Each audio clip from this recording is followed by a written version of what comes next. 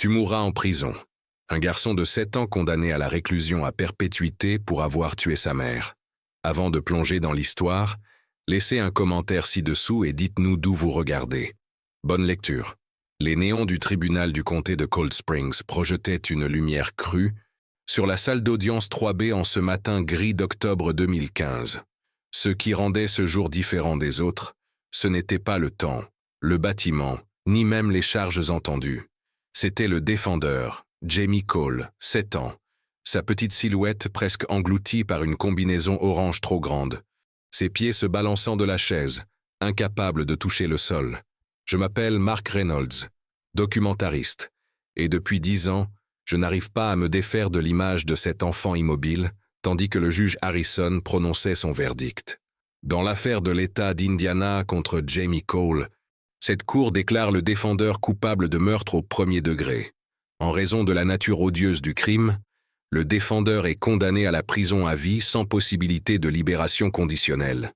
La galerie explosa en un mélange de hoquets, de pleurs et de murmures. Certains spectateurs acquiesçaient avec une satisfaction lugubre. D'autres couvraient leur bouche d'horreur. À travers tout cela, Jamie n'a jamais tressailli, n'a jamais pleuré, n'a jamais parlé, tout comme il n'avait pas prononcé un seul mot depuis la nuit où sa mère est morte. C'était comme condamner un fantôme. Me dit la greffière Diane Miller. J'ai transcrit des centaines d'affaires, mais je n'ai jamais vu un enfant aussi vide. L'accusation avait dépeint Jamie comme un tueur froid et calculateur. Un enfant né sans conscience, qui, dans un accès de rage, avait poussé sa mère dans les escaliers et l'avait regardé mourir sans appeler à l'aide. Les médias l'avaient surnommé le tueur silencieux, et Cold Springs, une ville d'à peine 15 000 habitants, s'était retrouvé au centre d'une frénésie nationale. Le détective Frank Mercer, enquêteur principal sur l'affaire, ne cachait pas sa satisfaction après le verdict. « La justice n'est pas toujours jolie », dit-il aux journalistes sur les marches du tribunal. Mais le mal ne vérifie pas l'âge sur une carte d'identité. Mais était-ce la justice?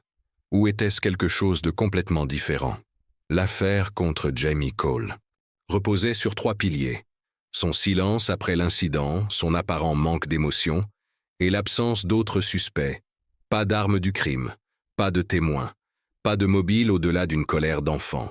Juste des preuves circonstancielles, des interprétations de comportement et une communauté, désespérée de trouver une conclusion. Maintenant, en 2025, je rouvre l'enquête qui a envoyé le plus jeune meurtrier condamné d'Amérique en prison. Parce que quelque chose ne colle pas, et n'a jamais collé depuis le début. Il y avait des questions que personne ne voulait poser. Admet maintenant. Thomas Gregory, l'avocat commis d'office de Jamie. Ses mains tremblent tandis qu'il parcourt les dossiers de l'affaire qu'il a conservée pendant une décennie. Tout le monde voulait que ce soit simple. Une tragédie avec un méchant clairement identifié. Mais rien dans cette nuit n'était simple. Que s'est-il passé dans la maison des Cole la nuit du 17 octobre 2015? Pourquoi un garçon de 7 ans a-t-il refusé de parler pour sa propre défense, même lorsqu'il l'emmenait menotter? Et peut-être le plus troublant de tout, qu'est-il arrivé à Catherine Cole dans les semaines précédant sa mort qui l'a rendue de plus en plus paranoïaque, de plus en plus effrayée? La vérité, comme je l'ai découvert, est bien plus complexe et déchirante que quiconque dans cette salle d'audience aurait pu l'imaginer. Voici le silence de Jamie Cole. L'histoire d'un enfant condamné par son silence d'une ville, aveuglé par la peur, et de la quête de 10 ans pour découvrir ce qui s'est réellement passé cette nuit d'automne à Cold Springs. Mais d'abord, nous devons revenir en arrière, pour comprendre le dernier jour où Catherine Cole était en vie, et les événements étranges qui ont précédé sa mort. 36 heures avant que le corps de Catherine Cole ne soit retrouvé au bas de son escalier, elle se tenait dans le rayon fruits et légumes de l'épicerie Hartley, choisissant soigneusement des pommes pour le déjeuner de Jamie. Les images de vidéosurveillance la montrent vérifiant son reflet dans la surface polie des vitrines réfrigérées, puis jetant nerveusement un coup d'œil par-dessus son épaule. Ce n'était pas une femme simplement en train de faire ses courses, c'était quelqu'un qui se sentait observé. Catherine avait changé durant ces dernières semaines, me raconte Ellen Whitaker, remuant son café dans le même restaurant où elle et Catherine se retrouvaient parfois pour déjeuner. Hélène habite la Maison Bleue en face des Cole sur Maple Street. Elle était toujours si soignée, cheveux coiffés, maquillage parfait. Mais en octobre, elle a commencé à avoir l'air hantée, sursautant au moindre bruit, vérifiant ses serrures 3, 4 fois. Le matin du 16 octobre commença comme n'importe quel autre. Jamie fréquentait l'école élémentaire de Westfield, où il était en 2e année. Les images de surveillance montrent Catherine le déposant à 7h42, 9 minutes plus, tôt que d'habitude. Elle s'attarda sur le parking pendant près de 4 minutes, scrutant les alentours avant de finalement s'en aller. Jamie était un enfant calme, mais pas de façon inhabituelle, explique Melissa Pembroke, son institutrice cette année-là. Elle me montre une feuille d'exercice du bureau de Jamie, de simples problèmes de mathématiques avec une écriture soignée et précise. Il avait des amis, il participait, mais environ 2 semaines avant, tout ce qui s'est passé, il a commencé à se replier sur lui-même, à dessiner ses images pendant les temps libres. Les dessins, auxquels elle fait référence, qui n'ont jamais été montrés au jury durant le procès de Jamie, représentent une petite figure en bâton dans une maison avec une figure plus grande à l'extérieur, qui observe. L'accusation a plus tard prétendu que c'était un des signes de l'esprit perturbé de Jamie, planifiant son crime. Les psychologues pour enfants que j'ai consultés suggèrent qu'ils indiquent quelque chose de très différent. Un enfant documentant une menace. À 15h15, Catherine est venue chercher Jamie à l'école. Le surveillant du passage piéton, Howard Dennings, se souvient qu'elle était en retard, inhabituel pour Catherine. Elle semblait distraite, vérifiait constamment son téléphone. Le garçon est monté dans la voiture, et j'ai remarqué qu'elle ne lui a pas demandé comment s'était passée sa journée comme elle le faisait d'habitude. Ils sont simplement partis. Les reçus de caisse montrent que Catherine et Jamie ont visité la pharmacie de Main Street à 16h22, où elle a acheté du sirop contre la toux pour enfants et, fait notable, une nouvelle chaîne de porte. Ils sont rentrés chez eux vers 17h, selon le voisin Terry Wilson, qui promenait son chien et leur a fait signe alors qu'ils entrèrent dans leur allée. Elle n'a pas rendu mon salut, se souvient Wilson. D'habitude, elle souriait et faisait signe, discutait peut-être 1 minute du temps. Ce jour-là, elle a précipité Jamie à l'intérieur comme si un orage arrivait. Mais il faisait un temps magnifique. À l'intérieur de la maison des Cole, la soirée se déroulait avec une apparence de normalité. Jamie faisait ses devoirs à la table de la cuisine pendant que Catherine préparait le dîner, des spaghettis à la sauce bolognaise, d'après la vaisselle trouvée plus tard dans l'évier. À un moment donné, elle a ouvert une bouteille de vin. À la fin du dîner, les relevés téléphoniques montrent qu'elle avait manqué 2 appels d'un numéro non répertorié. À 19h36, Catherine a appelé sa mère en Arizona. Un appel qui n'a duré que 3 minutes et 12 secondes. Elle a dit que tout allait bien, mais je connaissais ma fille, dit Martha Linden, les mains étroitement serrées sur ses genoux tandis que nous parlons dans son appartement de résidence assistée. Il y avait de la tension dans sa voix. Quand j'ai demandé si elle allait bien, elle a dit « Maman, j'ai la situation en main ». C'était la dernière fois que je lui ai parlé. À 20h15, Helen Whittaker a entendu des voix élevées provenant de la maison des Cole. Pas comme une dispute, précise-t-elle, plutôt comme si Catherine était bouleversée par quelque chose. Je ne pouvais pas distinguer les mots, juste le ton. À 21h02, Catherine a passé un dernier appel à un numéro qui serait plus tard identifié comme appartenant à un serrurier local. L'appel est resté sans réponse. À 21h30, les lumières du rez-de-chaussée de la maison des Cole étaient éteintes. Une seule lumière restait allumée à l'étage, la chambre de Jamie, jusqu'à 22h12. Puis, à 23h47, le téléphone de Catherine a reçu un dernier appel entrant. Selon Helen Whittaker, la lumière du porche s'est allumée peu après. De la fenêtre de sa chambre, elle a vu Catherine regarder à travers les rideaux de son salon. « J'ai entendu sa voix clairement », dit Helen, son expression troublée par ce souvenir. Elle a dit « Tu ne peux pas venir ici, pas maintenant ». Puis la lumière du porche s'est éteinte. Ce qui s'est passé dans les heures qui ont suivi allait tout changer. Pour Jamie, pour Cold Springs, et pour un système judiciaire qui finirait par les laisser tomber tous les deux. L'appel au 911 est arrivé à 2h17 du matin. 7 secondes de silence, puis une déconnexion. Quand la standardiste Sandra Wheeler a essayé de rappeler, personne n'a répondu. Suivant le protocole, elle a envoyé des agents à la résidence des Cole, au 156 Maple Street. Nous ne savions pas ce qui nous attendait, me raconte l'agent Paul Daniels, premier intervenant cette nuit-là. 10 ans plus tard, son visage se crispe encore quand il se rappelle la scène. Ce genre de contrôle, ça pouvait être n'importe quoi. Une urgence médicale, une dispute domestique, ou simplement un enfant jouant avec le téléphone. Daniels et sa partenaire, l'agent Rebecca Torres, sont arrivés à 2h29. La maison était sombre. Pas de réponse à leur coup. Aucun son de l'intérieur. La porte d'entrée était déverrouillée, note Torres, relisant son rapport initial. Cela a immédiatement suscité des inquiétudes. Les gens à Cold Springs ne laissaient pas leur porte déverrouillée, surtout pas à 7 heures. Les images des caméras corporelles montrent les agents s'annonçant en entrant. Le salon semblait intact. Un magazine ouvert sur la table basse, un verre de vin à moitié vide à proximité.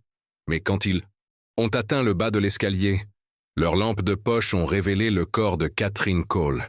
Elle était allongée dans un angle non naturel, explique le médecin légiste Dr. Vivian Harris, montrant des photos d'autopsie trop graphiques pour les montrer ici. L'évaluation initiale suggérait une chute, la blessure principale étant un traumatisme contondant à l'arrière de la tête, cohérent avec l'impact sur le bord de la marche inférieure. Mais c'est ce que les agents ont trouvé ensuite qui a transformé cela d'un accident tragique en quelque chose de bien plus troublant. J'ai entendu Torres m'appeler de l'étage, se souvient Daniels. Quand je suis arrivé, elle était dans la chambre du garçon.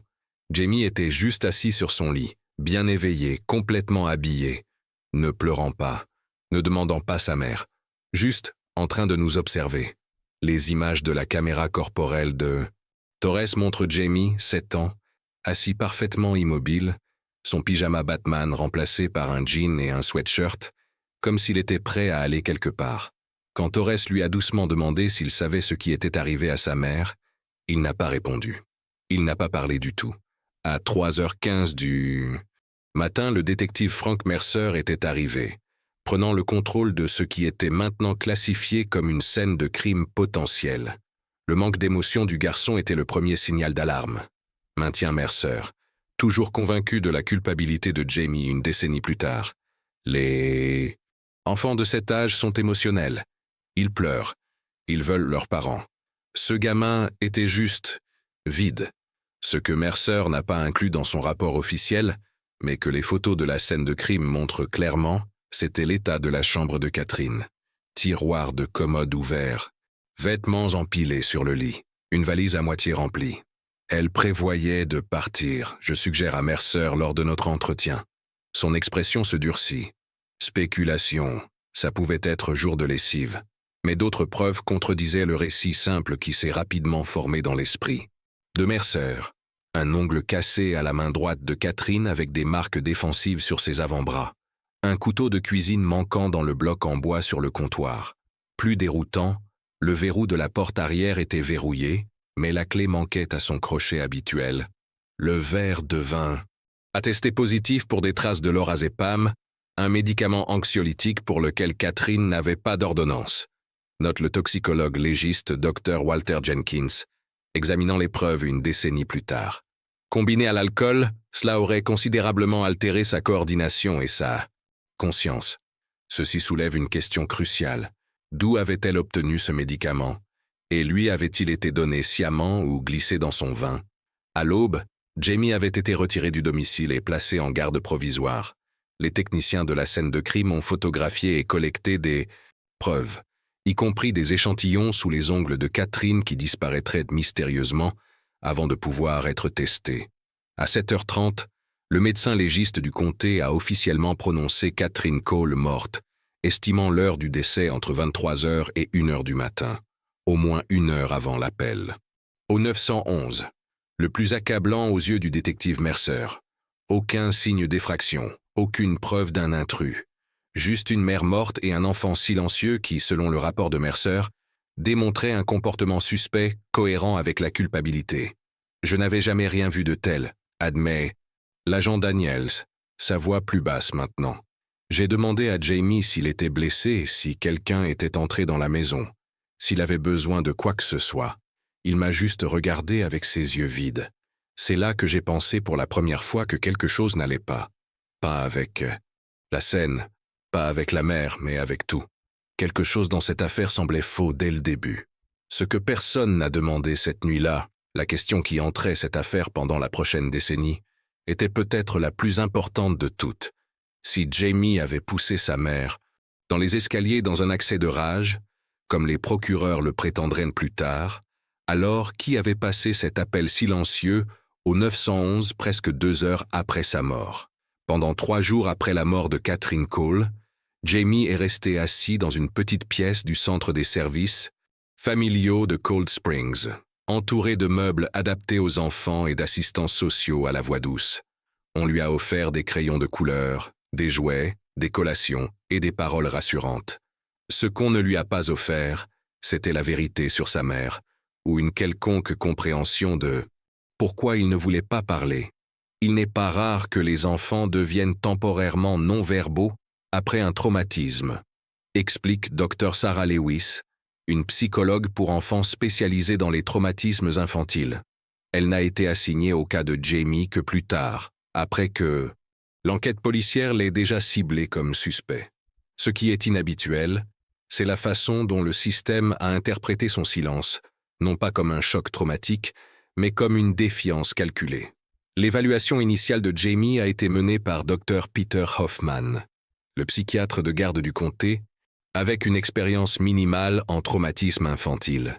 Son évaluation, qui deviendrait plus tard centrale dans l'affaire de l'accusation, notait: le sujet présente un inquiétant manque de réponse émotionnelle, pas de larmes, pas de questions sur sa mère, pas de détresse visible.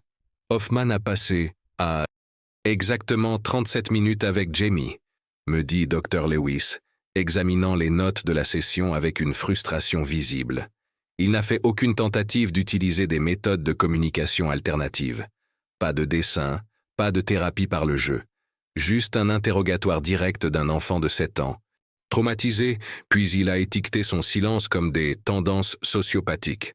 Le 4e jour, Jamie a été placé chez des parents d'accueil d'urgence, les Gardiner, pendant que les autorités essayaient de localiser son père. À ce moment-là, les journaux locaux avaient commencé à publier des articles avec des titres comme « Enfant interrogé dans la mort de sa mère » et « Le garçon qui ne voulait pas parler ». Il était complètement fermé, se rappelle Linda Gardiner, qui a accueilli Jamie dans sa maison pendant ces 2 semaines cruciales. Il mangeait quand on plaçait de la nourriture. Devant lui, il suivait les instructions de base. Mais ses yeux, il regardait à travers vous, pas vers vous. La seule fois où j'ai vu une réaction, c'était quand les informations passaient à la télévision. Il quittait immédiatement la pièce. C'est pendant son séjour chez les Gardiner que Jamie a commencé à dessiner des images simples et répétitives qui auraient dû être reconnues comme des preuves cruciales. Une maison avec une grande figure à l'extérieur, un escalier avec une forme en bas, et le plus remarquablement, un téléphone avec ce qui semblait être une main qui l'atteignait.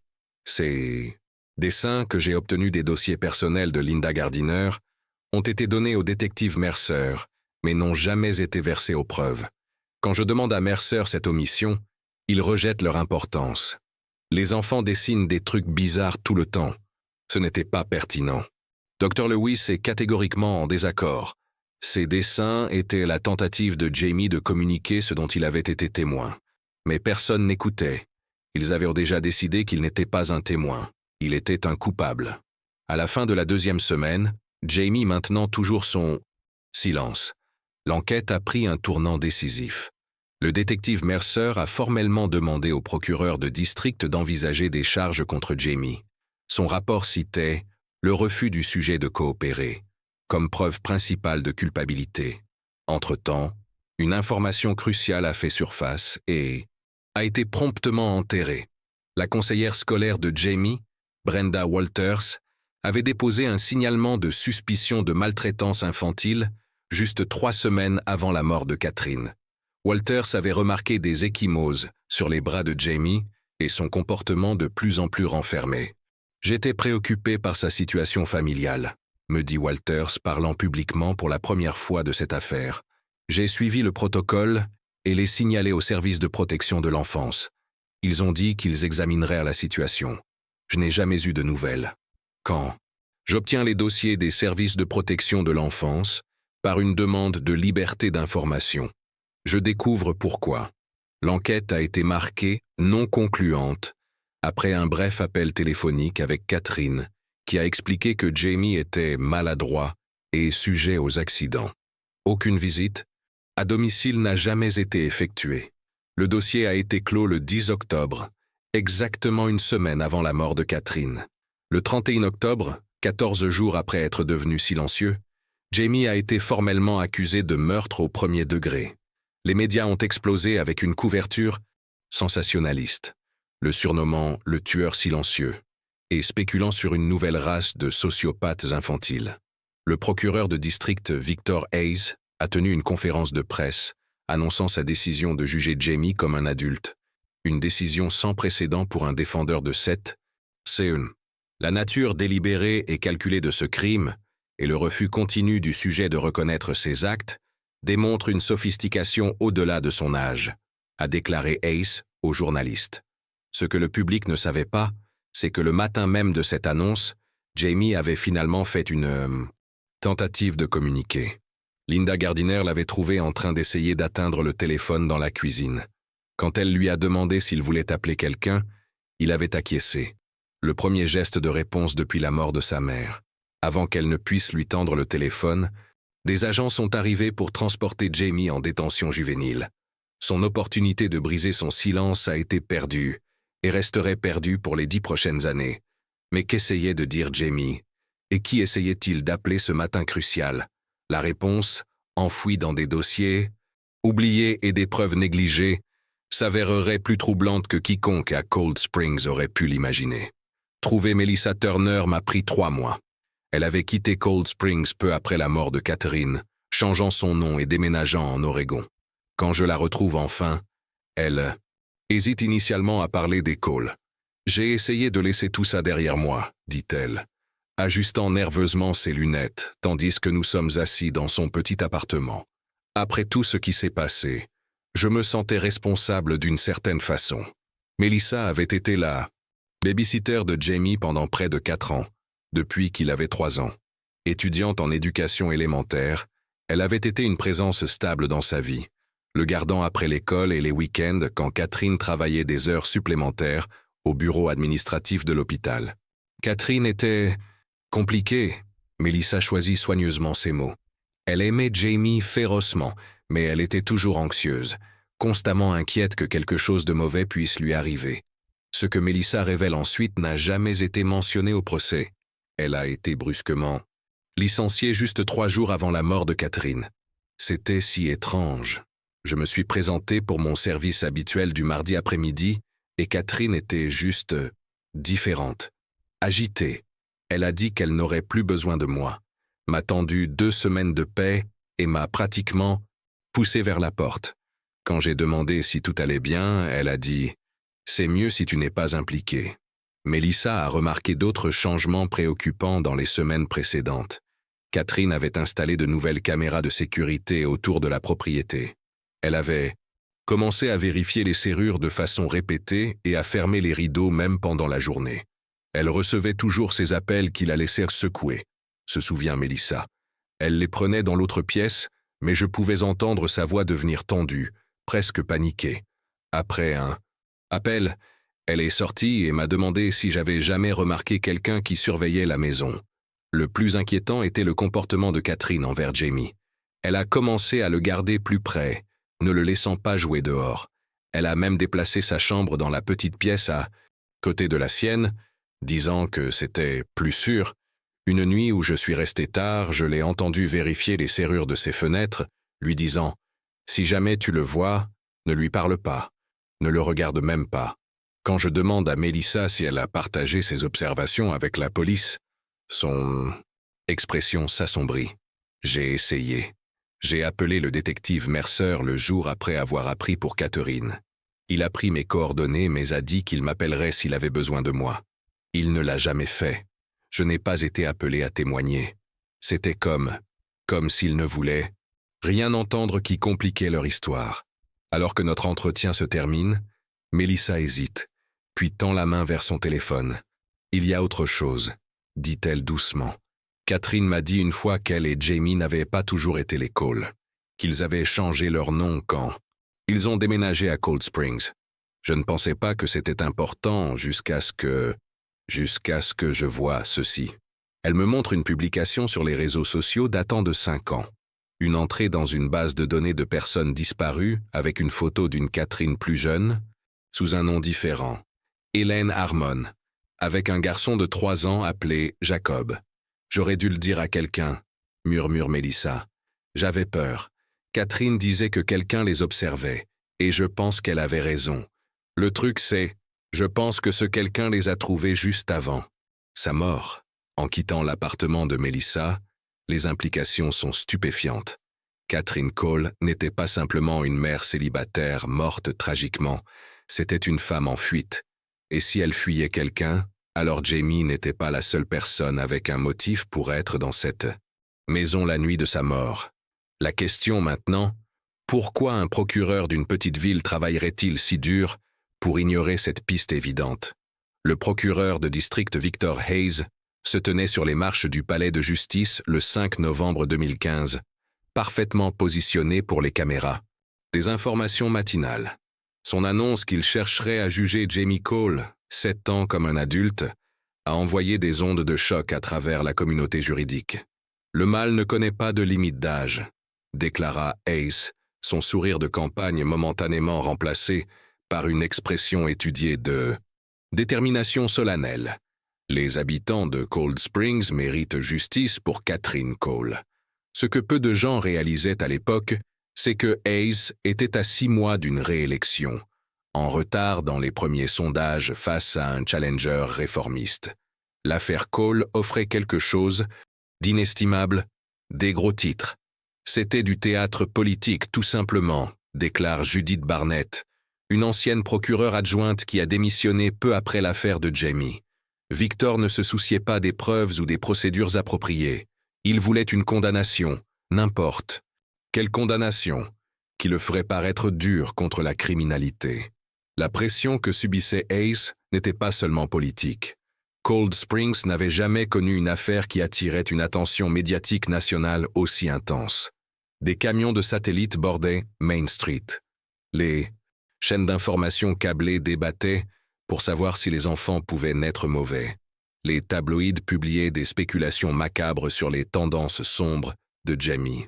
Les gens avaient peur, rappelle le maire Philip Webster. Il y avait cette idée que si un enfant pouvait tuer sa propre mère, aucun d'entre nous n'était en sécurité. La communauté avait besoin de quelqu'un à blâmer, et vite. Dans ce contexte, l'avocat commis d'office de Jamie, Thomas Gregory, s'est retrouvé dépassé. Défenseur public avec une charge de plus de 60 dossiers actifs, Gregory n'avait jamais traité une affaire de meurtre, encore moins une impliquant un enfant accusé. Je me noyais dès le premier jour, admet Gregory, la honte encore évidente dans sa voix une décennie plus tard. L'accusation avait 6 avocats et un chèque en blanc pour des experts. J'avais moi-même et un enquêteur à temps partiel qui jonglait avec 11 autres affaires. Les demandes de Gregory pour un expert psychologique ont été refusées 2 fois par le juge Harrison, qui a cité des contraintes budgétaires. Sa requête pour un changement de lieu, en raison de la saturation médiatique, a été similairement rejetée. Plus critique encore, Gregory n'avait que 3 semaines pour préparer une affaire qui aurait normalement nécessité des mois d'enquête, et il le faisait pour un client qui ne voulait pas lui parler.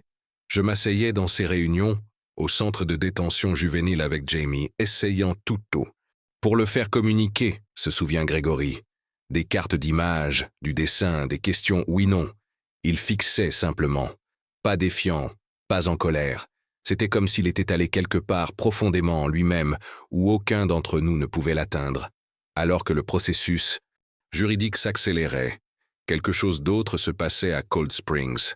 Des voisins qui auraient pu avoir des informations précieuses sur la vie familiale des Cole devenait soudainement indisponible pour des entretiens. Des témoins potentiels signalaient avoir reçu des appels leur suggérant de rester en dehors de ça. Le rédacteur en chef du journal local a été pressé de modérer la couverture, remettant en question le récit de l'accusation. Il y avait un effort coordonné pour contrôler l'histoire, confirme l'ancienne reporter de la Cold Springs Gazette, Alicia Mendes. Quand j'ai commencé à poser des questions sur les antécédents de Catherine ou les preuves manquantes, j'ai été soudainement réaffecté à la couverture des réunions du conseil scolaire. Alors que mon équipe de production prépare une interview avec Ace, maintenant sénateur d'État, avec des ambitions de gouverneur, je reçois un appel du producteur exécutif de la chaîne. Le réseau reconsidère la direction du projet. Il y a des préoccupations concernant l'équilibre. Notre financement pourrait être réattribué. 10 ans plus tard, les mêmes forces qui se sont précipitées pour juger un enfant, silencieux, travaillent toujours à maintenir ce silence intact. Alors que nous emballons l'équipement, un stagiaire de la chaîne me glisse une clé USB. Image de vidéosurveillance d'une station-service à un demi-mile de la maison des Cole, murmure-t-elle. Enregistrée la nuit où Catherine est morte. La police les a collectées, mais elles ne sont jamais arrivées aux preuves. Je demande pourquoi elle risque son emploi pour partager cela. Mon petit frère allait à l'école avec Jamie, dit-elle simplement. Personne ne l'écoutait non plus. Ce que ces images de surveillance révèlent va ébranler le fondement de l'affaire de l'accusation et exposer une conspiration qui s'étend bien au-delà de la mort d'une femme dans une petite ville tranquille de l'Indiana. Les images de vidéosurveillance de la station-service Johnson couvrent 6 heures, de 22 heures à 4 heures la nuit où Catherine Cole est morte. À première vue, elle ne montre rien de remarquable, juste des voitures occasionnelles passant sur la route 16, à un demi-mile de la résidence des Cole. Mais à 23h42, une berline sombre ralentit en approchant de la station. Elle ne s'arrête pas pour faire le plein. Au lieu de cela, elle passe derrière, où l'angle de la caméra l'obscurcit partiellement. 5 minutes plus tard, une grande silhouette en veste sombre marche depuis la direction de la voiture vers Maple Street, vers la maison des Cole. À 1h37, la même silhouette revient, se déplaçant rapidement maintenant. Les phares de la voiture s'allument et elle s'éloigne à toute vitesse. Ces images ont été collectées par l'agent Torres le jour après la mort de Catherine. Je dis au détective Mercer, observant attentivement son expression alors que je diffuse la vidéo dans son salon. Il est maintenant à la retraite, pêchant et percevant la sécurité sociale. Pourtant, elles n'ont jamais été enregistrées comme preuve, jamais montrées à la défense. Mercer s'agite inconfortablement. La qualité vidéo est trop mauvaise pour l'identification. N'aurait pas aidé l'affaire. Vous voulez dire, n'aurait pas aidé votre affaire? Contre Jamie. Il détourne le regard. Certaines affaires sont mieux laissées closes, Reynolds. Je suis en train de construire un tableau chronologique dans ma chambre d'hôtel quand l'appel arrive de mon producteur. Notre financement pour le documentaire a été officiellement retiré. L'explication de l'exécutif est vague. Changement de priorité et préoccupation concernant la viabilité commerciale. Je sais ce que cela signifie réellement. Quelqu'un ne veut pas que cette histoire soit racontée. Je décide de continuer l'autofinancement, même si mes économies s'amenuisent. Le lendemain, matin, je retourne dans ma chambre pour trouver la porte légèrement entr'ouverte. À l'intérieur, mon tableau chronologique a été démonté. Des documents clés manquent. Le message est clair. Des personnes puissantes observent, et elles sont inquiètes. Travaillant maintenant à partir de sauvegardes, numériques sécurisées, je reconstruis les événements de cette nuit, révélant des contradictions critiques. 22h12. La lumière de la chambre de Jamie s'éteint, confirmée par la voisine Helen Whittaker. 23h30. La voiture de Catherine quitte l'allée, vue par le livreur de journaux George Santos. 23h42. Berline non identifiée apparaît sur les images de la station-service. 23h47. Catherine reçoit un dernier appel, disant à quelqu'un « Tu ne peux pas venir ici ». Minuit. Voix masculine entendue se disputant avec Catherine. Voisine Madame Henderson. 1h37. La silhouette retourne à la berline, à la station-service. 2h17. Appel silencieux au 911 passé depuis la résidence des Cole. L'accusation prétendait que Jamie avait poussé sa mère dans les escaliers durant une dispute, Mais le médecin légiste estimait la mort de Catherine entre 23 heures et 1 heure. L'appel silencieux au 911 est venu au moins 1 heure après sa mort. Un enfant de 7 ans n'attend pas des heures pour appeler le 911 après avoir tué quelqu'un, note l'ancien analyste comportemental du FBI, Dr. Leon Nichols, lorsque je partage la chronologie. Et il ne fait certainement pas un appel silencieux qui garantit que la police viendra. Ce n'est pas un enfant cachant sa culpabilité, c'est quelqu'un d'autre s'assurant que le corps soit trouvé. Plus accablant, le témoignage de Santos concernant la voiture de Catherine partant à 23h30 a été omis des archives judiciaires. Quand je le retrouve dans son nouveau travail à Cincinnati, il est stupéfait. Bien sûr que je l'ai dit à la police, insiste Santos. Je m'en souvenais spécifiquement parce que c'était inhabituel de la voir conduire si tard. Ils ont pris ma déclaration, mais je n'ai jamais été appelé à témoigner. Je retourne à la maison du détective Mercer avec ses incohérences, mais personne ne répond. Son voisin m'informe qu'il est parti subitement, un voyage de pêche à son chalet en amont de l'État. Cette nuit, alors que je révise des séquences dans ma chambre d'hôtel, le courant est coupé momentanément. Quand il revient, une enveloppe vierge a été glissée sous ma porte. À l'intérieur se trouve un reçu de propriété policière pour une cassette VHS, datée du 18 octobre 2015. La description indique « Image de surveillance, résidence Henderson ». Madame Henderson, la voisine qui a entendu la voix masculine, avait une caméra de sécurité. Une caméra dont les images ont été collectées mais jamais vues par la défense ou mentionnées dans aucun rapport de police. Quelqu'un à l'intérieur du système judiciaire de Cold Springs vient de prendre un risque énorme pour me transmettre cette information. La question est, pourquoi maintenant, après 10 ans de silence, Robert Cole vit dans un modeste appartement à Columbus, Ohio, ses murs décorés de photographies d'un petit garçon qu'il n'a pas vu depuis une décennie. Le père de Jamie n'était pas présent au procès qui a envoyé son fils en détention juvénile à perpétuité. La plupart des gens à Cold Springs supposaient qu'il avait abandonné sa famille des années auparavant. La vérité, comme pour tout dans cette affaire, est bien plus compliquée. « Je n'ai jamais abandonné mon fils », dit Robert, ses mains tremblant légèrement, tandis qu'il me montre des documents judiciaires déposés 3 ans avant la mort de Catherine. « Je me battais pour lui. Catherine était... Elle se désintégrait, et le système ne voulait pas écouter. Les documents révèlent une bataille pour la garde amère qui s'est terminée avec le juge Harrison, le même juge qui condamnerait plus tard Jamie, accordant la garde complète à Catherine malgré les préoccupations de Robert concernant sa santé mentale. Elle m'appelait à 3 heures du matin, disant que quelqu'un surveillait la maison. Elle avait changé les serrures 4 fois en 2 mois. J'ai supplié le tribunal d'ordonner une évaluation psychologique, mais Harrison l'a rejeté comme un ex-mari vindicatif, essayant de dépeindre une mère dévouée comme instable. Robert me montre des emails que Catherine a envoyés dans les mois précédant sa mort, devenant de plus en plus paranoïaque. L'un d'eux dit « Je sais que c'est toi qui l'envoies nous surveiller. Jamie fait des cauchemars à propos de l'homme dehors. Est-ce ce que tu veux? Terroriser ton propre fils? Je n'envoyais personne, insiste Robert. C'est ce que je ne pouvais pas faire comprendre au tribunal. Les peurs de Catherine étaient réelles, mais elle blâmait la mauvaise personne. Le point de rupture est venu 6 mois avant la mort de Catherine.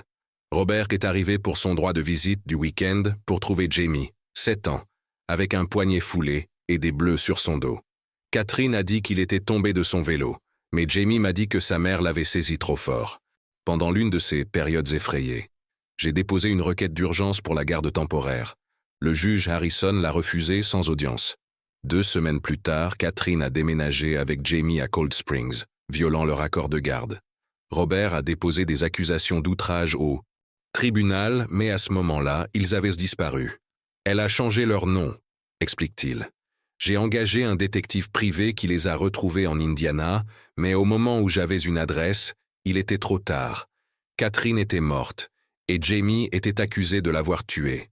Robert s'est immédiatement rendu à Cold Springs, uniquement pour découvrir qu'il n'avait aucun statut légal. Parce que Catherine avait changé le nom de famille de Jamie et l'avait inscrit à l'école comme son enfant d'une relation précédente, La paternité de Robert était remise en question.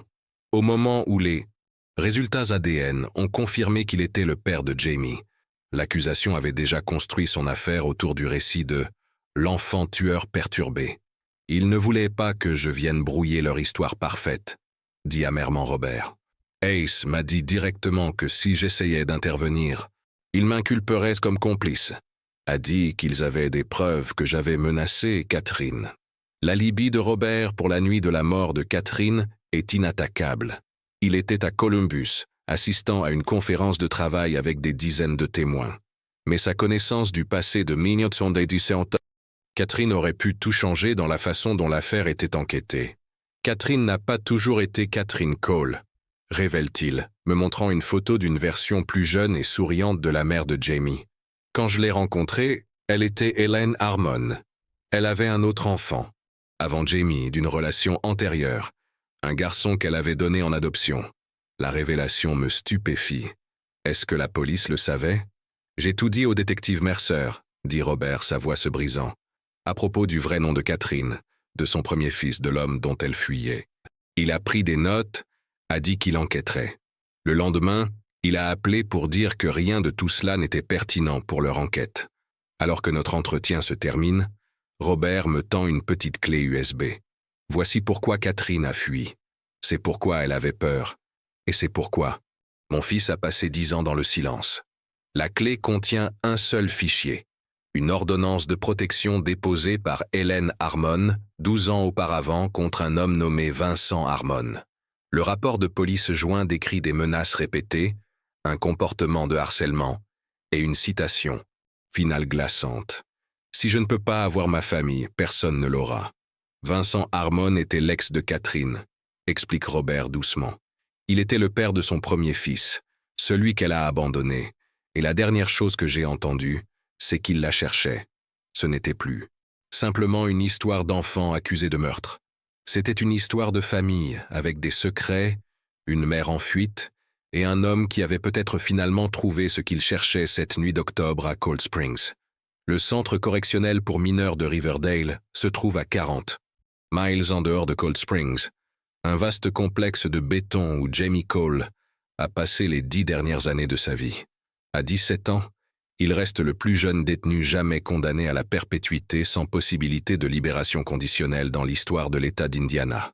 Plusieurs demandes d'entretien avec Jamie ont été refusées. Son statut de délinquant juvénile, bien qu'il ait été jugé comme un adulte, crée un paradoxe juridique que les responsables utilisent pour maintenir son isolement. Mais comprendre Jamie, son silence, son comportement cette nuit-là, son refus continu de parler pour sa propre défense, est crucial pour démêler ce qui s'est réellement passé. J'ai réuni un panel de psychologues médico-légaux pour examiner les dossiers de l'affaire, dont Dr Elena Rodriguez, spécialiste des traumatismes infantiles, et Dr William Bennett, qui travaille avec des délinquants juvéniles depuis plus de 30 ans.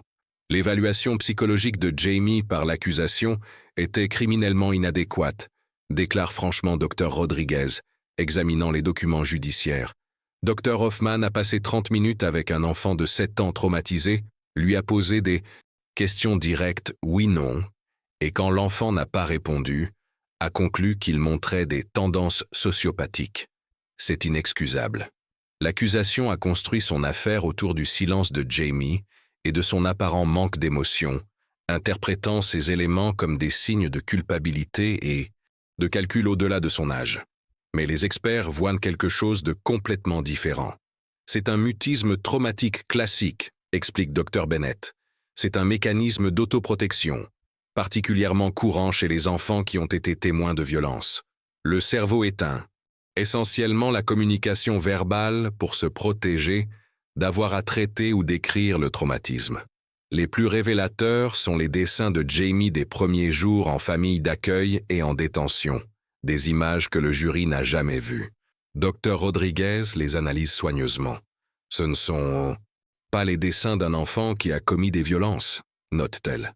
Ce sont les dessins d'un enfant qui en a été témoin. Voyez comment les figures sont toujours à l'extérieur de la maison en train d'observer. Comment Jamie se dessine petit, caché. Ce sont des représentations de peur, pas d'agression. Mais l'aperçu le plus convaincant vient de la comparaison de deux évaluations psychologiques. L'évaluation superficielle du Dr Hoffman qui a étiqueté Jamie comme dangereux, et une évaluation plus approfondie réalisée 3 semaines plus tard par Dr Sarah Lewis, que l'accusation a réussi à exclure des preuves du procès. Dr Lewis a documenté des signes clairs de dissociation et de stress post-traumatique, dit Dr Rodriguez. Jamie n'était pas insensible, il était submergé par les émotions, son silence n'était pas calculé, il était protecteur. Alors que notre discussion se poursuit, un coursier arrive avec une enveloppe pour moi. À l'intérieur se trouve une petite grue en papier plié, origami, avec une adresse familière du centre de détention juvénile. C'est de Jamie, je dis au psychologue, la dépliant soigneusement. À l'intérieur se trouve un dessin simple.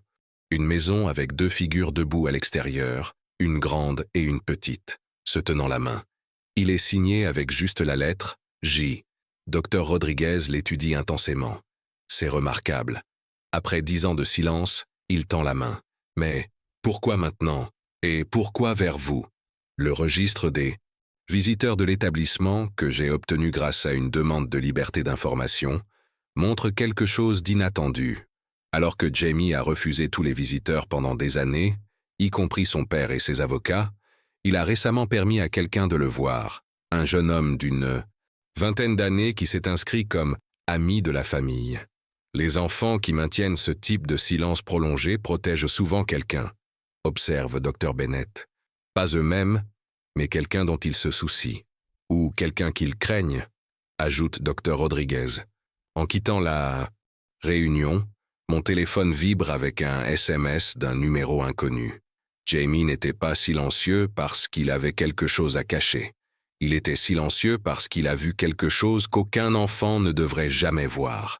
Les mêmes mots que Dr Rodriguez avait utilisés plus tôt me sont renvoyés par quelqu'un qui n'aurait pas dû les connaître, quelqu'un qui observe très attentivement mon enquête. Jamie Cole n'est plus simplement un témoin silencieux. Pour la première fois en 10 ans, il essaie de raconter son histoire. La question est, qui l'a maintenu silencieux si longtemps, et de quoi? Ont-ils peur qu'il puisse dire « La médecine légale moderne peut révéler ce que les enquêteurs manquent » ou choisissent d'ignorer. 10 ans après la mort de Catherine Cole, j'ai demandé au Dr Walter Jenkins, un éminent pathologiste médico-légal, de réexaminer le rapport d'autopsie original et les Bain-Mays, photo de la scène de crime. Les aspects médicaux de cette affaire ont été mal gérés dès le début, dit Dr Jenkins, étalant des photographies sur sa table de bureau. Il désigne l'angle du corps de Catherine au bas de l'escalier. Regardez comment elle est tombée. L'accusation prétendait que Jamie l'avait poussée par derrière, provoquant sa chute en avant. Mais la position du corps indique qu'elle est tombée en arrière. Ceci contredit toute la théorie de l'accusation. Un garçon de 7 ans debout en haut des escaliers n'aurait pas pu causer les blessures documentées dans le rapport d'autopsie. Les schémas d'ecchymose sont particulièrement révélateurs, poursuit Jenkins.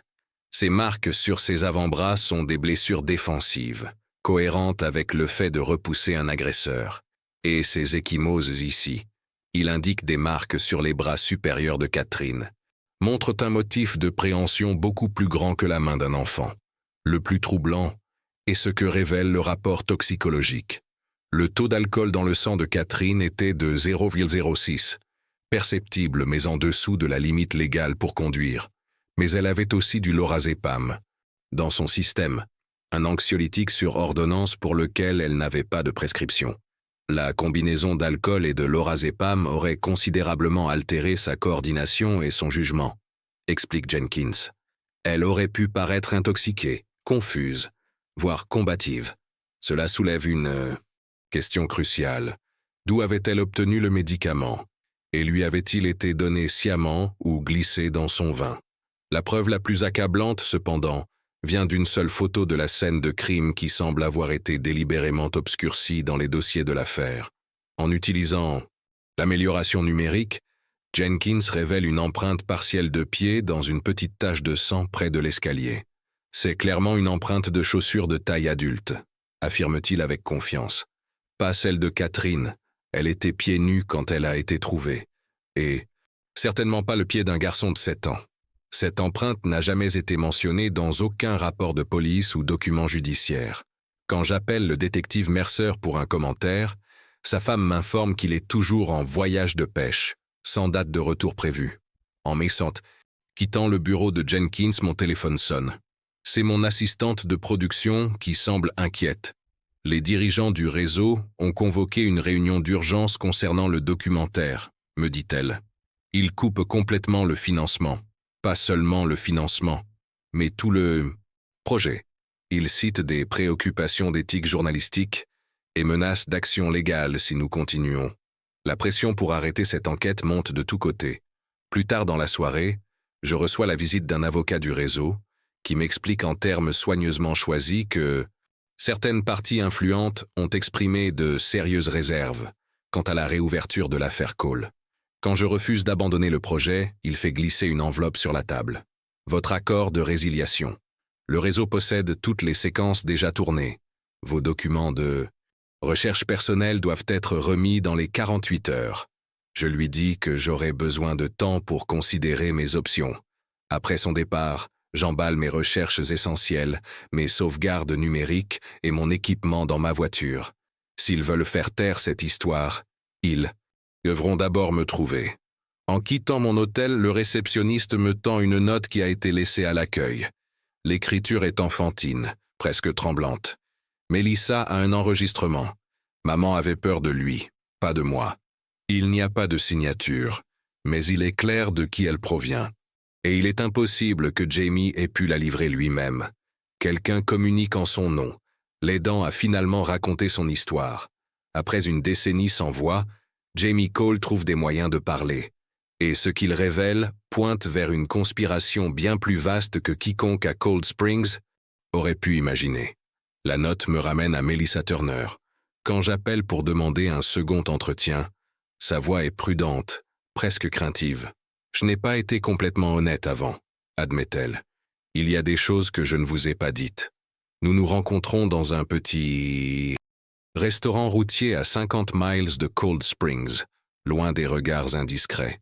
Melissa regarde par-dessus son épaule à plusieurs reprises, tandis qu'elle fait glisser son téléphone sur la table. J'ai gardé ceci toutes ces années, bien que je sache que j'aurais dû le donner à la police. Mais, après la façon dont ils m'ont traité, ignorant tout ce que je disais sur le comportement de Catherine, je ne leur faisais pas confiance. L'enregistrement date du 13 octobre 2015, juste 4 jours avant la mort de Catherine, et un jour après que Melissa ait été brusquement congédiée. Elle explique qu'elle était retournée chercher son chargeur de téléphone oublié chez les Cole quand Catherine n'était pas là. Pendant sa recherche, le téléphone a accidentellement enregistré une conversation lorsque Catherine est revenue à l'improviste avec Jamie. J'appuie sur lecture et la voix de Catherine Cole remplit la petite cabine tendue et effrayée. « Jamie, écoute-moi. Nous devons faire nos bagages ce soir. Nous partons demain à la 1e heure. » Une petite voix, celle de Jamie, répond. « C'est à cause de l'homme dehors ? » ?»« Oui, il nous a trouvés. Je ne sais pas comment, mais il l'a fait. »« C'est papa ? » ?»« Non, mon bébé, c'est quelqu'un d'autre. Quelqu'un de méchant. Tu te souviens de ce que je t'ai dit ? Si jamais tu le vois, tu ne lui parles pas. Pas un mot, tu comprends ? Comme le jeu du silence ? Oui, exactement comme ça. Parfois, rester silencieux te garde en sécurité. L'enregistrement se termine par des bruits de mouvement, de tiroirs qu'on ouvre et ferme. Melissa me regarde avec des larmes dans les yeux. Le lendemain, j'ai essayé d'appeler pour prendre de leurs nouvelles. Pas de réponse. Puis j'ai entendu parler de ce qui s'était passé. 7. Enregistrement change tout. Il prouve que Catherine prévoyait de fuir. Explique la valise à moitié faite trouvée dans sa chambre. Et surtout, il révèle l'origine du silence de Jamie. Sa mère lui avait appris que le silence pouvait le garder en sécurité. Mais l'histoire de Melissa ne s'arrête pas là. Catherine s'est confiée à moi une fois, après trop de vin. Elle a dit qu'elle et Jamie n'avaient pas toujours été les Cole, qu'ils avaient déménagé à Cold Springs pour échapper à quelqu'un de son passé. Elle a mentionné avoir eu un autre enfant des années auparavant, un garçon qu'elle avait donné en adoption quand elle était très jeune. Cela confirme ce que Robert Cole m'avait dit sur le premier fils de Catherine. Le plus troublant, poursuit Melissa, c'est quand elle m'a dit que Jamie n'était pas en sécurité même avec Robert. Je lui ai demandé pourquoi, et elle a répondu « Parce que Robert n'est pas le père biologique de Jamie ». Cette révélation me frappe comme un coup physique. Est-ce que Robert le savait? Mélissa secoue la tête. Je ne pense pas. Catherine disait que c'était son secret, qu'elle ne l'avait jamais dit à personne d'autre. Si Robert Cole n'était pas le père biologique de Jamie, qu'il était. La chronologie suggère une possibilité effrayante, une qui se connecte directement à Vincent Harmon, l'homme nommé dans l'ancienne ordonnance restrictive de Catherine. Tandis que nous parlons, le téléphone de Mélissa vibre avec un message. Son visage pâlit en le lisant. « Quelqu'un sait que je vous parle », murmure-t-elle, me montrant le message. « L'enregistrement ne le sauvera pas. Certains secrets doivent rester enterrés. »« Qui a votre numéro ?» je demande avec urgence. « C'est justement ça. C'est un nouveau numéro. Je l'ai changé le mois dernier après. L'effraction. Quelle effraction? Quelqu'un a fouillé mon appartement pendant que j'étais au travail. Rien de valeur n'a été pris.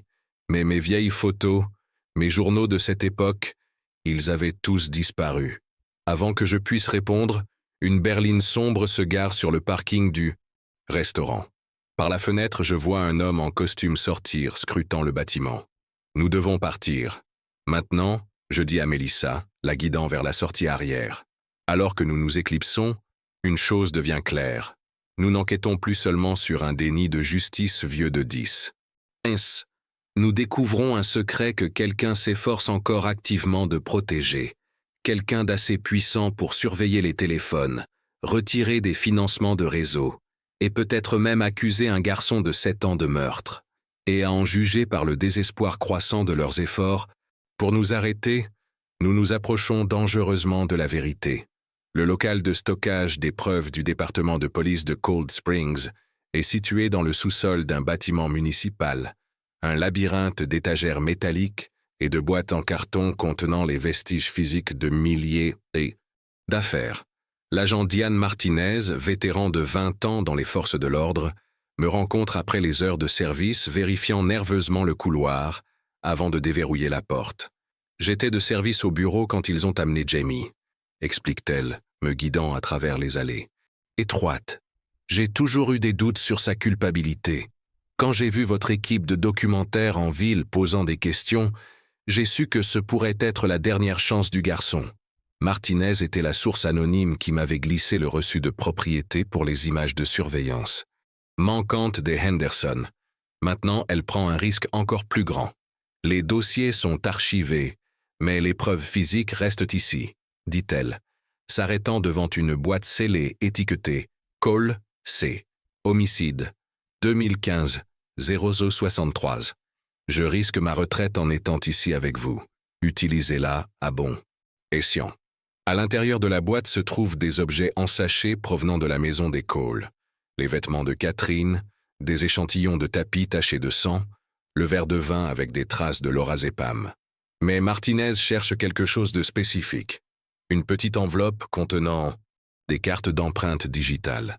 Chaque empreinte prélevée sur la scène devrait être ici, murmure-t-elle, feuilletant les enveloppes. Mais regardez, il y a des lacunes dans la numérotation. FP17 à FP22 manquent. Qu'auraient-elles été?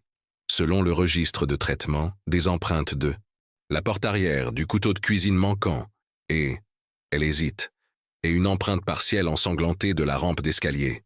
La même empreinte de taille adulte que Dr. Jenkins avait identifiée sur les photos de la scène de crime, délibérément retirée des preuves.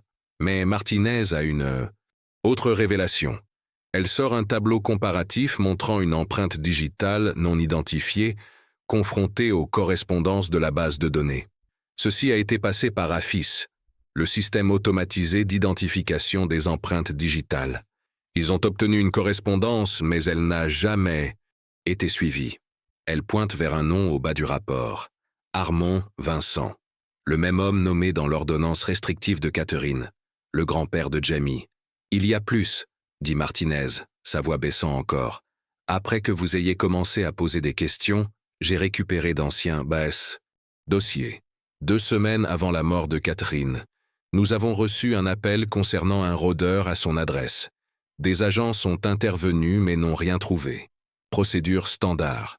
Un rapport a-t-il été déposé? C'est justement ça, non. L'appel a été enregistré mais la paperasse de suivi a disparu. Quand j'ai vérifié qui était intervenu cette nuit-là, c'étaient les agents Daniels et Torres, les mêmes qui ont trouvé le corps de Catherine. Les implications sont stupéfiantes. Les agents qui ont répondu en premier à la mort de Catherine s'étaient déjà rendus à sa maison pour un appel, concernant un rôdeur, une connexion cruciale qu'ils n'ont jamais divulguée. Alors que nous remettons les preuves en place, Martinez se fige. Des pas résonnent dans le couloir. Nous fermons rapidement la boîte et nous déplaçons vers une autre allée, prétendant inventorier des preuves sans rapport. La porte s'ouvre. Le détective Mercer, censé être en voyage de pêche, entre parlant au téléphone. Non, il était juste ici. Martinez l'a laissé entrer. Je me fiche des voies officielles. Ça se termine maintenant. Martinez saisit mon bras, me conduisant vers une sortie arrière utilisée pour l'entretien. Alors que nous nous glissons dans la ruelle, elle presse une clé USB dans ma main. Dossier du tribunal de la famille. Scellé par le juge Harrison lui-même. Catherine a déposé une contestation de paternité 4 ans avant sa mort. Des tests ADN prouvant que Robert n'était pas le père biologique de Jamie. La pétition nommait Vincent Harmon comme père probable. Pourquoi ferait-elle cela? Cela donnait à Harmon un droit légal sur Jamie. Elle ne l'a pas déposé. Sa thérapeute l'a fait après que Catherine soit apparue avec des ecchymoses qu'elle ne pouvait pas expliquer. C'était une tentative de documenter des abus. Les pièces s'assemblent soudain avec une clarté terrifiante. Catherine ne se cachait pas seulement de son ex, elle se cachait du père biologique de Jamie, un homme dont les empreintes digitales ont été trouvées sur la scène du crime, un homme que la police a délibérément choisi de ne pas poursuivre. Alors que Martinez disparaît à l'intérieur, mon téléphone vibre avec un message d'un numéro inconnu. Bibliothèque publique de Cold Springs, archive microfilm, 3 octobre 2007. L'accident qui n'en était pas un.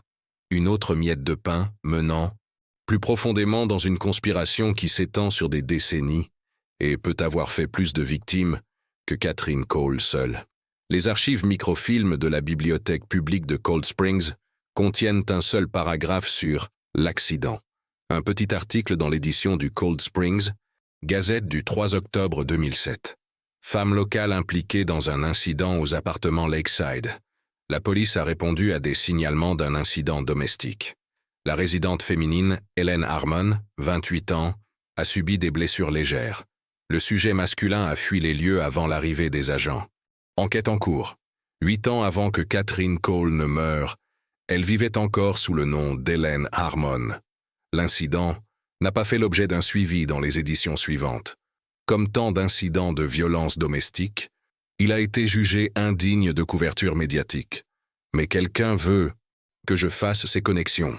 Quelqu'un qui sait que Hélène Harmon et Catherine Cole étaient la même personne. Quelqu'un qui comprend l'importance de cet incident dans sa décision de changer d'identité et de fuir avec son jeune fils.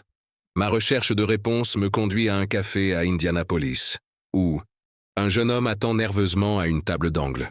Michael Harmon, 22 ans, est grand avec des cheveux sombres et des yeux familiers qui me rappellent immédiatement les photos de la scène du crime du petit Jamie de 7 ans.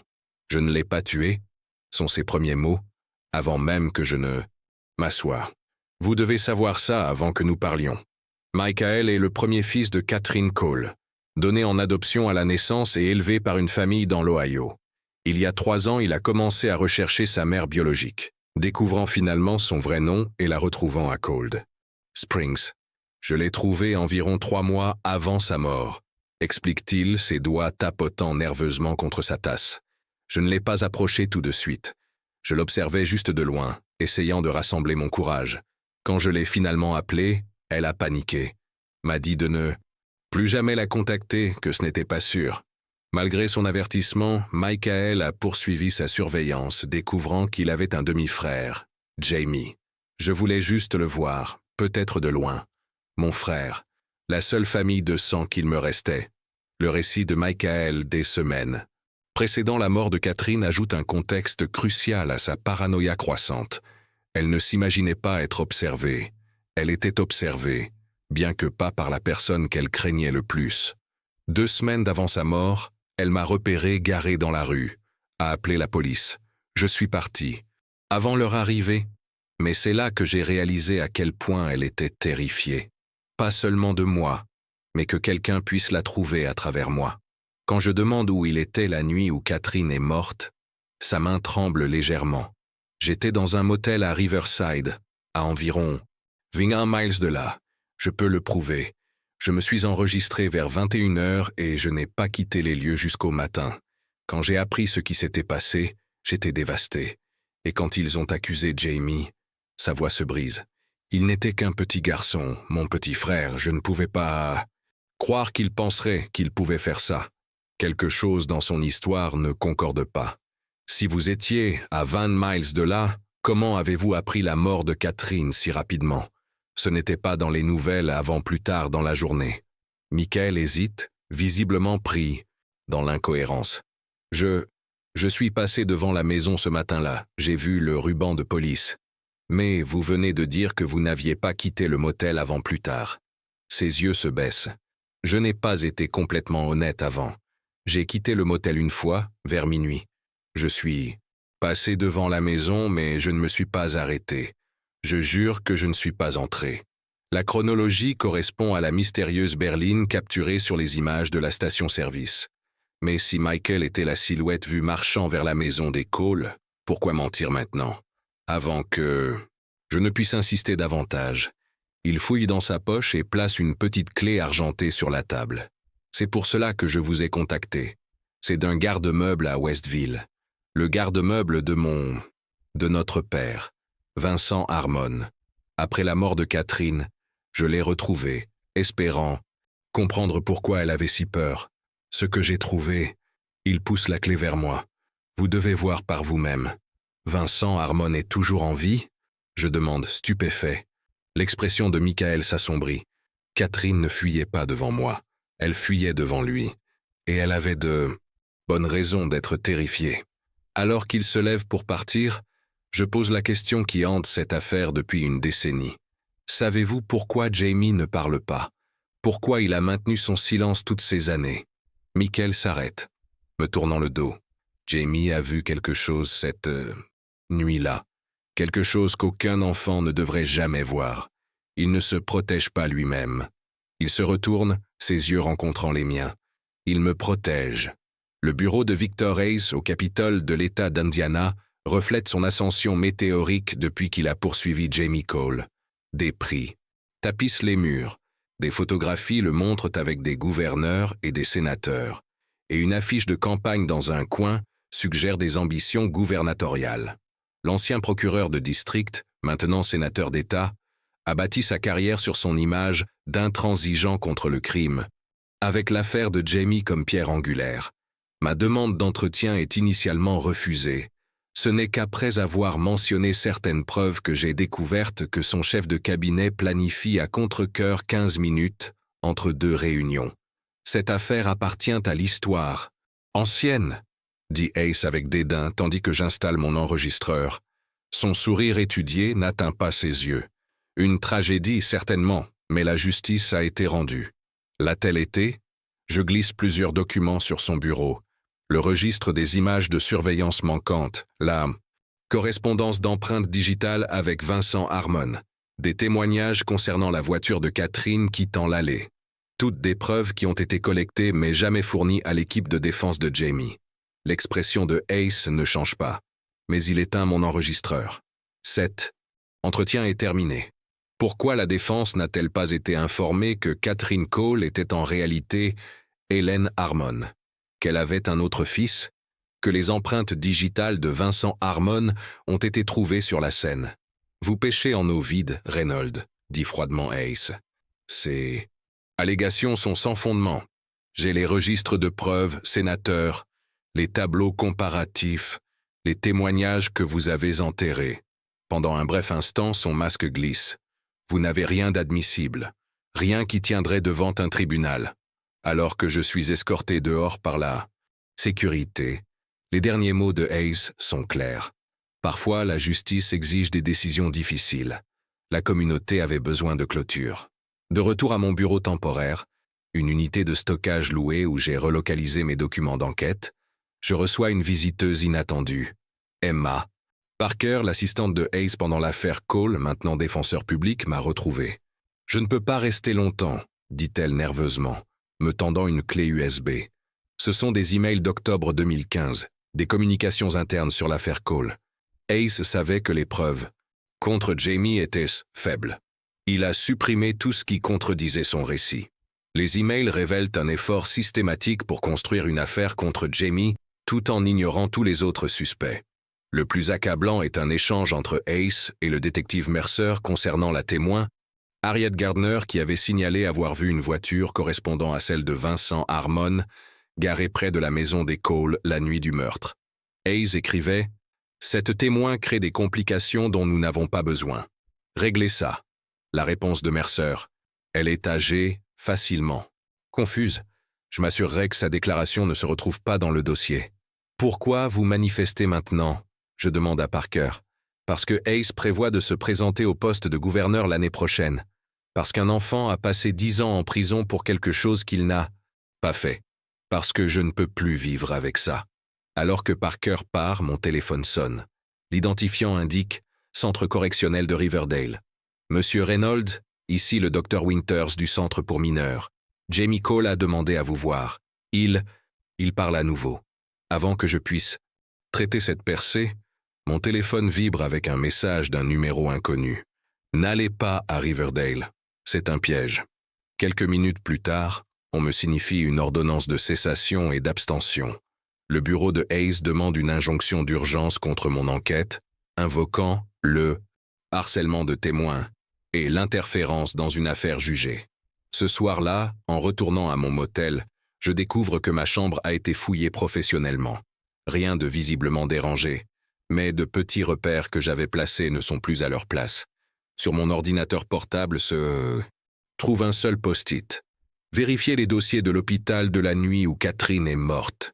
Quelqu'un d'autre a été soigné pour des blessures. La conspiration protégeant Vincent Harmon s'étend au-delà de Hayes et Mercer, au-delà de Cold Springs, atteignant la politique d'État et les forces de l'ordre. Mais des fissures se forment alors que les personnes impliquées réalisent que la vérité émerge malgré leurs efforts. Quelqu'un lié à cette affaire a été blessé la nuit où Catherine est morte, blessé assez gravement pour nécessiter des soins médicaux. Quelqu'un dont les blessures pourraient prouver ce qui s'est réellement passé dans la maison des Cole cette nuit d'octobre. Et la réponse se trouve dans des dossiers médicaux que quelqu'un a travaillé très dur à garder cachés pendant la dernière décennie. Le garde-meuble de Westville abrite le sombre héritage de Vincent Harmon.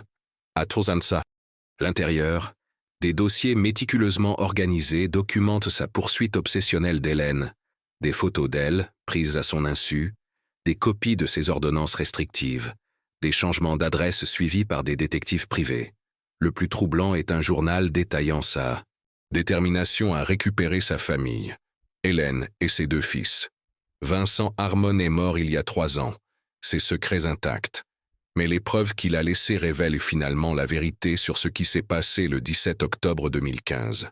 Les dossiers de l'hôpital général du comté de Mercer de cette nuit-là montrent quelque chose que la police a délibérément négligé. À 1h53 du matin, un jeune homme a été traité pour une lacération profonde à la main, nécessitant 12 points de suture. Il a donné son nom comme Michael Harris, mais la photocopie du permis de conduire dans son dossier montre clairement Michael Harmon, le premier fils de Catherine. La vérité émerge avec une clarté déchirante. Michael avait retrouvé Catherine et Jamie. La nuit de sa mort, il est venu à leur maison, non pas pour leur faire du mal, mais désespéré de se connecter avec la famille qu'il n'avait jamais connue. La confrontation a terriblement mal tourné. Je voulais juste lui parler, admet finalement Michael quand je le confronte avec les dossiers hospitaliers. Elle faisait ses bagages pour partir. Quand elle m'a vu, elle a pensé que j'étais Vincent. Elle était hystérique, a saisi un couteau de cuisine. Nous avons lutté et elle est tombée en arrière dans les escaliers. Sa voix se brise. C'était un accident. Je n'ai jamais voulu lui faire de mal. La révélation la plus dévastatrice vient de Jamie lui-même. Après 10 ans de silence, Il parle enfin, lentement, avec hésitation, à un psychiatre désigné par le tribunal. La transcription révèle pourquoi il a maintenu son silence si longtemps. Michael m'a dit de ne rien dire, a expliqué Jamie. Il a dit qu'il l'emmènerait pour toujours si je parlais. Il pleurait, a dit que c'était un accident. Il était mon frère. Il était gentil avec moi. Maman était par terre et il a appelé le 911, mais ensuite il a dû partir parce que sa main saignait vraiment beaucoup. Il m'a fait promettre. Il a dit que rester silencieux nous garderait tous les deux en sécurité. Un garçon de 7 ans protégeant la seule personne qui lui avait montré de la gentillesse dans une maison de plus en plus dominée par la paranoïa et la peur de sa mère. Jamie a tenu cette promesse à travers les interrogatoires policiers, les évaluations psychologiques, les procédures judiciaires et 10 ans d'emprisonnement. Un silence né non pas de culpabilité, mais de loyauté et d'amour. Des tests ADN sur les traces de sang du couteau de cuisine confirment la présence de Michael cette nuit-là. Plus accablants encore sont des messages textes récupérés du téléphone de Catherine, montrant que Michael l'avait contacté pendant des semaines, pas seulement une fois comme il l'avait prétendu. Lorsque les nouvelles preuves sont présentées au tribunal, la réponse est immédiate. La condamnation de Jamie est annulée. Après une décennie d'emprisonnement injuste, il est enfin libéré du centre correctionnel de Riverdale. Le sénateur Hayes démissionne au milieu du scandale. Le détective Mercer fait face à des accusations de falsification de preuves et d'entrave à la justice. L'agent Martinez est réintégré avec des distinctions pour son courage à se manifester. Michael Harmon accepte un accord de plaidoyer pour homicide involontaire. Dans une déclaration au tribunal, il exprime un profond remords. « Je n'ai jamais voulu que tout ceci arrive. Je n'ai jamais voulu que Jamie souffre pour mon erreur. Je voulais juste retrouver ma famille. » Par un matin froid de février 2025, je suis témoin de la libération de Jamie Cole, 17 ans, Robert Cole et Michael Harmon, autorisés à assister sous supervision policière, attendent anxieusement devant les portes du centre de détention. Jamie émerge, plus grand maintenant mais avec les mêmes yeux vigilants. Il ne se précipite pas vers eux. Au lieu de cela, il reste immobile, les étudiants d'un regard méfiant et évaluateur qui a appris à ne pas faire confiance trop rapidement. Après un long moment, il fait un pas hésitant en avant. Le système a échoué catastrophiquement envers Jamie Cole. Des policiers qui ont ignoré des preuves, un procureur qui a enterré la vérité pour un gain politique, un juge qui a permis aux préjugés de l'emporter sur la justice, et une communauté trop prompte à croire un enfant capable de meurtre plutôt que de faire face à des vérités plus complexes. Il n'y a pas de fins heureuses dans des histoires comme celle-ci, je dis à la caméra, alors que nous concluons. Notre documentaire, seulement de nouveaux commencements forgés sous d'anciennes cicatrices. Le système a failli à Jamie Cole, et la vérité a mis 10 ans à compter. Mais pour un garçon qui a choisi le silence comme sa seule défense, le monde est enfin prêt à écouter. Alors que nos caméras captent Jamie faisant ses premiers pas vers la liberté, il se retourne brièvement, croisant mon regard avec des yeux clairs et inébranlables qui ont vu trop de choses. Et à ce moment, je comprends que la plus grande injustice n'était pas seulement son emprisonnement, mais le vol de son enfance, 10 années, irremplaçable sacrifié pour protéger un système qui valorisait la commodité plutôt que la vérité. Certaines blessures ne peuvent jamais complètement guérir, mais alors que Jamie s'éloigne avec sa famille fracturée, son silence enfin brisé, au moins la longue injustice de Cold Springs est arrivée à sa fin.